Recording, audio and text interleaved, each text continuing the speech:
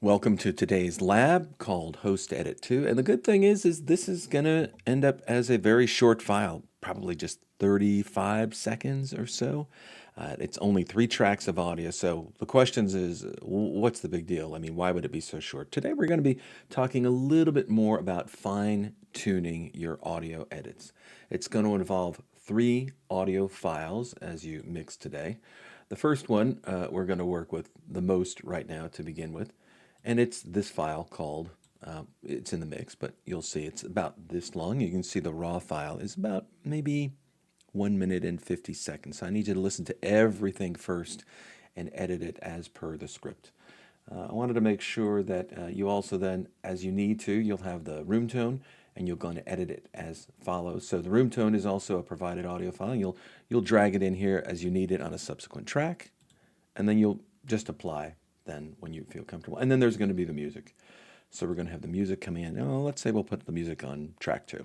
So this is your 3 tracks. You've got each of them as you see right in front of you. Before we get to editing, I wanted to tell you more about editing with keyframes. We use music this time. So here in the mix, you can see that if you played the music and the file together at the same time, we'd instantly have a problem. Here it is. Other research has found that a lack of contact with The music is overpowering, so there will be times where you'll need to lower the music. So generally, you'll have the music, maybe you'll have it established for a couple of seconds and then fade out generally. Now, how far? If you brought it all the way down, that's to 0. That's too low. That's too low. That's too low. That's probably okay, but you don't know. It's nice to say lower it to negative 20 dB each time, but that's not the case. It always depends on the music. So let's listen to the music. We're going to listen to just the music on its own, all right? In order to do that, look at over here to the side, and you'll see these buttons here. On that, let's look at the top left corner, and you can see M, S, and R. That's for mute the track, solo the track, and record on the track. So what we're going to do is we're going to look at the entire scene again here, and I'm going to solo track 2. There. Now we can only hear the music. Now when we play it, if we haven't lowered the volume, but you can only hear the music. Here it is. This music is too loud, and I'm going to have you, you saw in the instructions, I want you to lower it by 2 dB. You've already set up your shortcut key, so you're going to click on it, and you're going to hit V-2, enter. And when you do that, you'll see negative 2 dB show up there. I want you to lower the volume here, first of all, to begin with. The reason why you want to lower the volume before you lower the volume with keyframes is when we play this back, look at the volume of the music here. Look at the VU meter down at the bottom.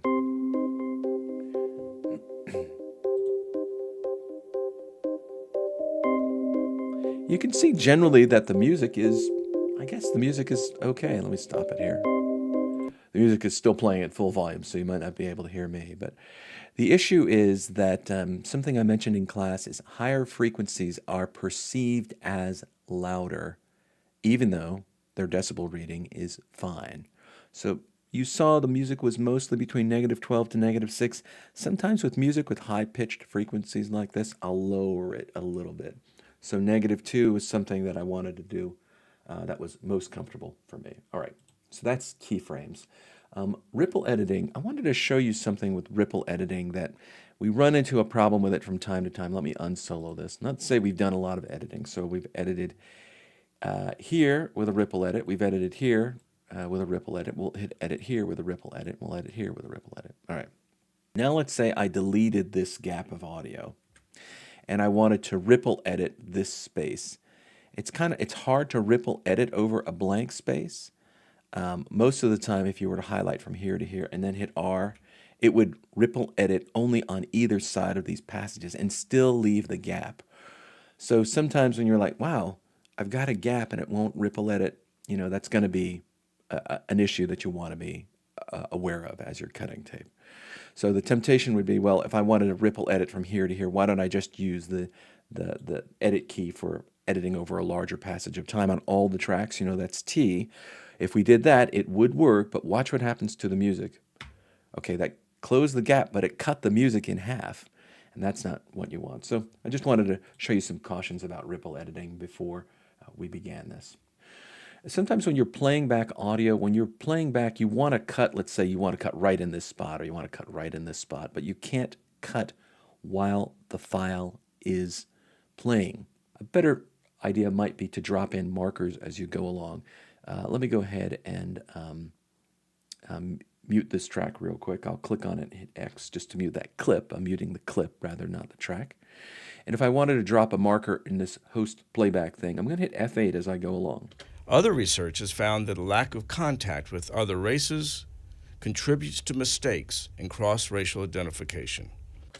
And markers are helpful because they'll show you, right there, that's the place where you wanted to cut audio, and that makes a lot of sense. Now you'll notice these markers actually dropped right on the clip itself. So as you're editing this one clip, you can make these markers drop only on that clip if it's selected, as you see here. And then when you go into the single track view of just this clip, let me double click on it now, you'll see the markers came with it and it's now a part of the file.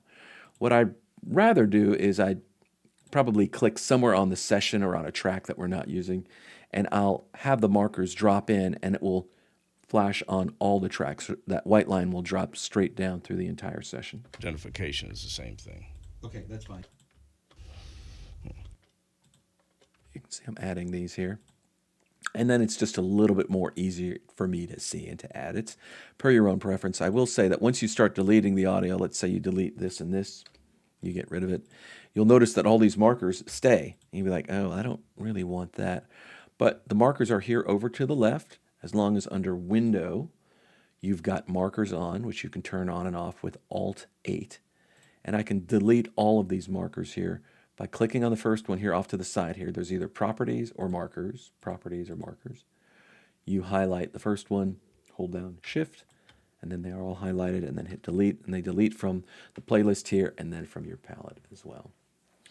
All right, I wanted to show you one button up here which I kind of got burned on the other day, and you see this button next to next to toggle snapping. It looks like a little clock. It's called toggle global clip stretching. Remember the sound envelope, the attack, the decay, the sustain, the release? Yeah, remember the release, they might want the release to stretch out a little bit longer, and they can do it with that button. But if it's on in your mix, it can be a little bit of a problem. And finally, the last advice I would give you is that, as you're making your edits, we save the project from time to time. But I save multiple times, maybe not in a 35-second lab assignment, but when I'm doing a 30 or 40-minute podcast episode, I will save frequently as I go along, and then I'll save as frequently as I go along. So let's say I wanted to go up here and I want to go to File and then Save As. I'll call this one particular lab here, I'm going to call this Lab Host 2 by Dave, and I know that this is version 3 by now. So when I go back and I look at the file properties later on, if I go to that parent folder, I'll see version 1, version 2, and version 3. I'll know that version 3 is probably the latest, the most updated version. And that's what I'll use in my either next mixing session, or that's the session that I will mix down. So I wanted to share these tips with you before we actually edited this file. Okay, and when you're done with this short file, your audio should look something like this. And your audio should look something like this. So you can see the host and all these multiple takes across track 1. You can see I faded down maybe some mouth noise here and some mouth noise here and some mouth noise here. I've left this gap that I've asked you to leave in. You can see here that I've lowered the volume here, and I've lowered the clip of audio to -2 dB. I established with room tone on track 3. I had it fade up, and I let it sustain throughout. It's not really noticed when it's there and not there until you remove a passage, and then the room tone is there to kind of cover you. The reason why we didn't put room tone here, where we lowered here and here, is because the music is our background, and you won't be able to hear room tone over sustained music bed. And then the fading out of the file here gradually over 5 seconds. Yours might maybe look more like this and would fade out gradually. Let's go ahead and have a listen to this. I'll zoom in a little bit more so you can see more carefully, but this will just take 30 seconds. Now, other research has found that a lack of contact with other races contributes to mistakes in cross-racial identification. Consider Doris Hopper. White girls in Macon had seen black men all their lives, but by law and by custom, they had also been carefully separated from black men. A white teenager in 1962 could spot a colored man anywhere. But could she really identify him?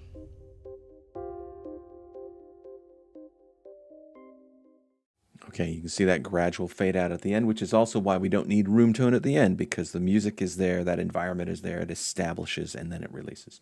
So that's the lab for today. I think you can do it. Good luck.